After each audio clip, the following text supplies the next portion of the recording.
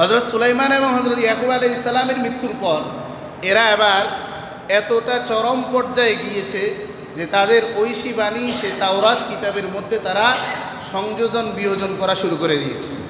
সে সময় তারা একটা লাইন লিখেছিল, সেটা হলো যে হজরত ইয়াকুব আলাইহিস সালামকে নাকি স্বপ্নে যুগে আল্লাহ তাআলা হজরত ইয়াকুব আলাইহিস সালামকে নাকি স্বপ্নে যুগে এই কথাটি বলেছেন যে ফিলিস্তিন নগরী হলো তাদের প্রমিস ল্যান্ড, অর্থাৎ আল্লাহ কর্তৃক বরাদ্দকৃত জমি।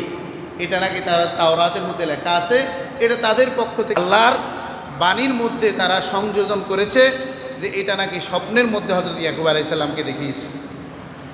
সুতরাং হজরত সুলাইমান আলাইহিস সালামের পরে এই জাতি তাদের উদ্ধতার কারণে সে ইসলামের পূর্বেও এরা বিভিন্ন সময় বিভিন্নভাবে বিভিন্ন রাষ্ট্রনায়কের অত্যাচারে তারা কবলিত হয়, নির্যাতিত হয়। তার মধ্যে বেবিলিয়ানদের মাধ্যমে তারা গণহত্যার শিকার হয়ে নিজ ভূমি তারা ত্যাগ করতে বাধ্য হয়। রোমানদের মাধ্যমে তারা গণহত্যার শিকার হয়ে সেই নির্মমভাবে নিজেদের রাষ্ট্র ছেড়ে দিতে তারা বাধ্য হয়। পরিশেষে রোমানদের হাতে মাইর খেয়ে এরা হেজাজ তথা মদিনাতে এসে বসবাস শুরু করে। হেজাজে আসার পরে আপনারা জানেন, সিরাত যারা কম বেশি পড়ছেন, মদিনাতে দেখবেন কিছু ইয়াহুদি নগরী আছে, বনুল মুস্তালেক, এ ধরনের কিছু ইয়াহুদি জাতি আছে, গোত্র ছিল। এই গোত্রগুলো তখন রোমানদের হাতে মাইর খেয়ে মদিনাতে বসবাস শুরু করেছে। পরিশেষে আল্লাহ রসুলের সাথে গাদ্দারি করার কারণে এদেরকে বের করে দেওয়া হয়েছে। এরপরে হজরত ওমর ফারুক রাদিয়াল্লাহু তাআলা আনহুর আমলে বাইতুল মুকাদ্দাস তিনি বিজয় করে খায়বার থেকে বাইতুল মুকাদ্দাস থেকে এদেরকে বিতাড়িত করা হয়।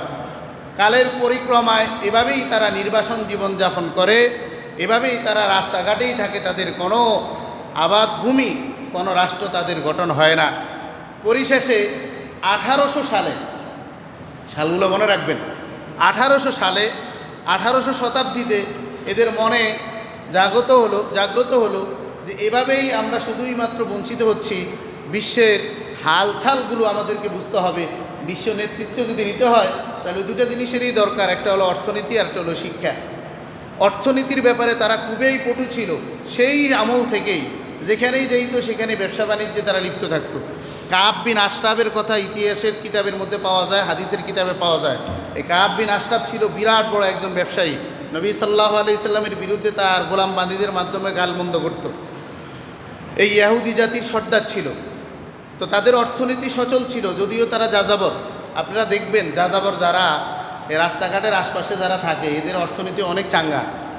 আপনারা আমার হাতে এই বস্তিদের হাতে যে পরিমাণ টাকা, স্বাভাবিক মানুষের হাতেও এরকম টাকা থাকে না। তো ইহুদিরা যাযাবর হলেও তাদের পয়সা অনেক বেশি ছিল, ব্যবসায়ী ছিল, যার ফলে তাদের চিন্তা আসলো যে আমরা একটু শিক্ষার দিকেও উন্নতি গ্রহণ করি। তখন তারা পরিচয় গোপন করে ইউরোপের মধ্যে কিছু লোক যায়, সেখান থেকে তারা শিক্ষা অর্জন করতে থাকে, নিজেদের পরিচয় গোপন করে, জাত পরিচয় গোপন করে সেখানে তারা শিক্ষা নিতে থাকে, বড় বড় ডিগ্রি নেয়, এমনকি অনেক বিজ্ঞানী হয়ে থাকে। সে সময় 1897 সালে 1897 সালে জিওনিজম একটি আন্দোলন তারা শুরু করে। যখন তাদের মধ্যে কিছু বিজ্ঞানী তৈরি হয়েছে, কিছু ডাক্তার তৈরি হয়েছে, গবেষক তৈরি হয়েছে, তখন তারা গোপনে একটি আন্দোলন শুরু করে, যে আন্দোলনের নাম দেওয়া হয় জিওনিজম, যেখান থেকে এদেরকে বলা হয় জায়ানিস্ট। এই ইহুদিদের আরেক নাম কি? জায়ানিস্ট। কিসের কারণে? এই আন্দোলনের অংশ হওয়ার কারণে, জিওনিজম আন্দোলন। এই আন্দোলনের পরে ইউরোপীদের কিছু কিছু নেতারা তখন সিদ্ধান্ত করলো যে আফ্রিকার উগান্ডা নামক একটি জায়গা আছে, সে জায়গায় তাদেরকে নির্বাসিত করা হোক, সেখানে তাদের একটি ভূমি তাদেরকে দেওয়া হোক, যেখানে তারা নিজ স্বাধীনতায় চলতে পারবে। কিন্তু এরই মধ্যে বিশ্বযুদ্ধ শুরু হয়ে যায়, প্রথম বিশ্বযুদ্ধ শুরু হয়ে গেলে দুর্ভাগ্য মুসলমানদের সেই 800 বছরের খেলাফতের যে প্রতিষ্ঠাতা ধারাবাহিকতা ছিল, কত বছর? সালাউদ্দিন আইয়ুবী রহমতুল্লাহ আলাইহির মাধ্যমে যে খেলাফত সারা পৃথিবীতে পুনর্বার জীবিত হয়েছিল, সেই ধারাবাহিকতায় 800 বছর পৃথিবীতে রাজত্ব ছিল খেলাফতের। সেই খেলাফতের অবসান শুরু হয়ে গেছে প্রথম বিশ্বযুদ্ধে।